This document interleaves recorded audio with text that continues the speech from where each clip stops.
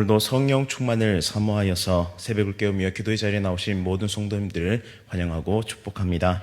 죄와 사망에 포로되었던 저희를 구원하여 주시고 십자가 사랑과 부활의 능력으로 살아가게 하시니 참으로 감사드립니다. 날마다 믿음을 더하여 주셔서 이 험한 세상을 기도와 말씀으로 이겨내게 하옵소서. 성령 충만의 은혜를 더하여 주시고 하나님께서 이루어 가실 놀라운 부흥의 역사를 경험하는 모든 대항의 가족들이 되게 하여 주옵소서. 특별히 몸이 연약한 지체들을 만져주시고 치료하여 주옵소서. 가정 구원을 위해 오늘도 간절히 기도하는 지체들의 기도에 응답하여 주옵소서. 우리를 눈동자와 같이 지키시는 하나님의 보호하심과 사랑을 날마다 누리며 하나님께 영광 돌리는 삶을 살아가는 우리 모두 되게 하여 주옵소서. 천사 찬양대의 찬양을 기쁘게 받아 주시오며 오늘도 진리와 생명의 말씀 잘 선포케 하옵소서. 예수 그리스도의 이름으로 간절히 기도드립니다. 아멘. 오늘 하나님께서 우리에게 주시는 말씀은 스가랴 1장 18절부터 2장 13절까지의 말씀입니다. 구약 1314면에 있습니다. 스가랴 1장 18절부터 2장 13절까지의 말씀 한 절씩 교독하실 때 살아계신 하나님의 음성 들으시기 바랍니다. 내가 눈을 들어 본즉 네 개의 뿔이 보이기로 이 내게 말하는 천사에게 묻되 이들이 무엇이니까 하니 내게 대답하되 이들은 유다와 이스라엘과 예루살렘을 흩뜨린 뿔이니라. 그때 여호와께서 대장장이 4명을 내게 보이시기로 내가 말하되 그들이 무엇하러 왔나이까 하니 대답하여 이르시되 그 뿔들이 유다를 흩뜨려서 사람들이 능히 머리를 들지 못하게 하니 이 대장장이들이 와서 그것들을 두렵게 하고 이전에 뿔들을 들어 유다 땅을 흩뜨린 여러 나라의 뿔들을 떨어뜨리려 하느니라 하시더라. 내가 또 눈을 들어본즉 한 사람이 측량줄을 그의 손에 잡았기로 내가 어디로 가느냐 물은즉 그가 내게 대답하되 예루살렘을 측량하여 그 너비와 길이를 보고자 하노라 하고 말할 때에 내게 말하는 천사가 나가고 다른 천사가 나와서 그를 맞으며 이르되 너는 달려가서 그 소년에게 말하여 이르기를 예루살렘은 그 가운데 사람과 가축이 많으므로 성곽 없는 성읍이 될 것이라 하라. 여호와의 말씀에 내가 불로 둘러싼 성곽이 되어 그 가운데에 영광이 되리라. 오라 너희는 북방 땅에서 도피할지어다. 여호와의 말씀이니라. 이는 내가 너희를 하늘 사방에 바람같이 흩어지게 하였음이니라. 여호와의 말씀이니라. 바빌론 성에 거주하는 시온아 이제 너는 피할지어다. 만군의 여호와께서 이같이 말씀하시되 영광을 위하여 나를 너희를 노력한 여러 나라로 보내셨나니 너희를 범하는 자는 그의 눈동자를 범하는 것이라. 내가 손을 그들 위에 움직인즉 그들이 자기를 섬기던 자들에게 노략거리가 되리라 하셨나니 너희가 만군의 여호와께서 나를 보내신 줄 알리라. 여호와의 말씀에 시온에 따라 노래하고 기뻐하라. 이는 내가 와서 내 가운데에 머물 것임이라. 그날에 많은 나라가 여호와께 속하여 내 백성이 될 것이요 나는 내 가운데에 머물리라. 내가 만군의 여호와께서 나를 내게 보내신 줄 알리라. 여호와께서 장차 유다를 거룩한 땅에서 자기 소유를 삼으시고 다시 예루살렘을 택하시리니. 함께 읽겠습니다. 모든 육체가 여호와 앞에서 잠잠할 것은 여호와께서 그의 거룩한 처소에서 일어나심이니라 하라 하더라. 아멘. 친히 불성곽이 되셔서 나를 지키시는 하나님, 친히 불성곽이 되셔서 나를 지키시는 하나님이라는 제목으로 말씀을 선포하겠습니다. 스가랴는 지금 네 뿔과 대장장이 환상을 봅니다. 뿔은 성경에서 주로 힘과 권세를 나타내는데요, 강한 힘을 가진 나라 혹은 왕을 뜻합니다. 이 네 뿔은 사방에서 찾아와 유다와 이스라엘 민족을 공격했었던 모든 민족을 뜻하는데요, 이들은 철저하게 유다의 머리를 들지 못하도록 만들었습니다. 하나님이 이제 4명의 대장장이를 사용하셔서 유다와 이스라엘을 공격했던 뿔들을 부셔뜨리십니다. 철저한 복종 관계 속에서 토로민으로 노예로 굴복시켰던 원수들을 하나님께서 친히 갚아주시는 것이죠. 우리는 이 말씀에서 하나님은 이 세상 그 어떤 권세보다 뛰어나시고 강하시다는 사실을 우리는 발견합니다. 성경은 끊임없이 그의 대적자의 교만과 권세를 꺾으시며 낮은 자와 억압받는 자들을 해방시키시는 그런 하나님의 영광을 보게 됩니다. 원수를 이기시고 승리하는 하나님의 영광이 가장 잘 나타난 성경의 모습은 어느 곳일까요? 그곳은 바로 골고다의 십자가입니다. 예수님의 십자가는 무자비한 인간들에 의해서 원수들의 손에 의해서 철저하게 실패한 모습이었지만 오히려 그곳은 영광의 시작이었습니다.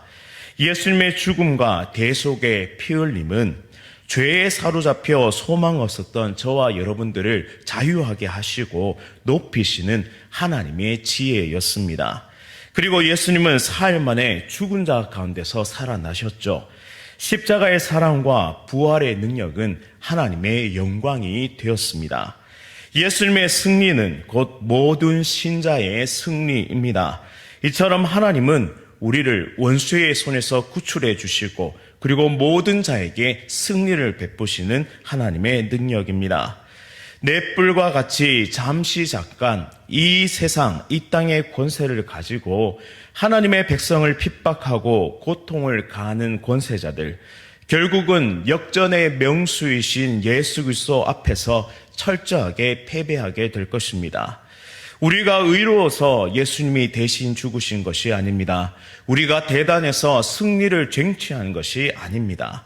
로마서 5장 8절 말씀에 우리가 아직 죄인 되었을 때 그리스도께서 우리를 위하여 죽으심으로 하나님께서 우리에 대한 자기의 사랑을 확증하셨느니라고 말씀하십니다.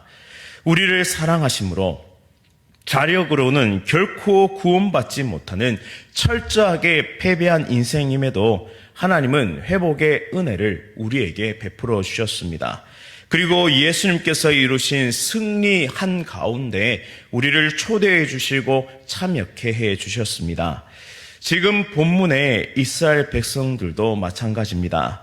그들이 회개하고 돌이켰기 때문에 하나님께서 승리를 주신 것이 아닙니다. 하나님께서 사랑하시기 때문에 원수들의 손에서 이스라엘 백성을 구출해 내십니다.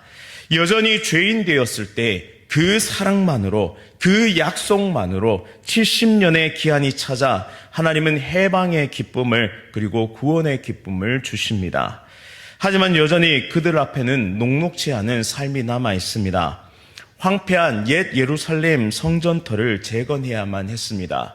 그리고 잃어버렸던 여호와 신앙을 회복해야만 했습니다. 여전히 그들을 둘러싸고 있는 원수들이 존재했는데요. 북쪽에는 사마리아, 그리고 서쪽에 아스돗, 남쪽에 이두메 등 강력한 세력들이 자리 잡고 있었습니다. 그들은 예루살렘의 재건과 부흥을 방해하는 존재들이었습니다. 삶의 기반은 전혀 갖춰주지 않은 그런 상태였죠. 쟁기와 곡괭이를 들고 먹고 사는 일을 하면서 동시에 원수를 막기 위해 칼과 창을 들어야만 했습니다. 그런데 더 큰 문제는 귀한 20년이 지나갔음에도 불구하고 여전히 성전터가 황폐한 상태로 남아 있었다는 점이지요. 하나님의 일보다 여전히 내 삶과 내 생업에, 내 인생의 문제에 골몰하고 있는 사람들을 일깨우기 위해서 하나님은 학개와 스가랴 선지자를 세워 사용하십니다.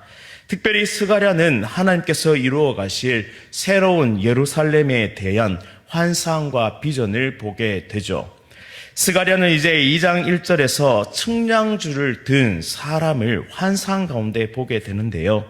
이 측량줄은 이스라엘 백성들이 가나안 정복을 마치고 땅을 분배받을 때 사용했던 측량줄을 연상케 합니다. 측량줄을 쥔 사람은 재건된 예루살렘 성을 측량하려고 나아가는데 그때 하나님이 세우실 새 예루살렘은 예전의 예루살렘과 전혀 다를 것이라는 하나님의 말씀을 듣게 됩니다. 4절 말씀에 예루살렘은 그 가운데 사람과 가축이 많으므로 성곽 없는 성읍이 될 것이다 라는 천사의 말을 듣죠. 이 모습은 already but not yet, 이미 그러나 아직이란 상태의 예루살렘의 모습을 묘사하고 있습니다. 예루살렘이 아직도 완전히 재건되지 않았습니다. 외부의 공격을 막아줄 만한 그 어떠한 성벽도, 그 어떠한 튼튼한 방어벽도 없습니다. 여전히 불안하고 여전히 두려우며 여전히 어떠한 장밋빛 미래도 볼 수 없는 상황입니다. 그러나 하나님은 보여주십니다. 사람과 가축이 많아서 성곽이 필요 없을 만큼 풍요로운 예루살렘을 보여주시는 것이죠. 이어서 5절 말씀에 내가 불로 둘러싼 성곽이 되며 그 가운데 영광이 되리라 라고 약속의 말씀을 주십니다.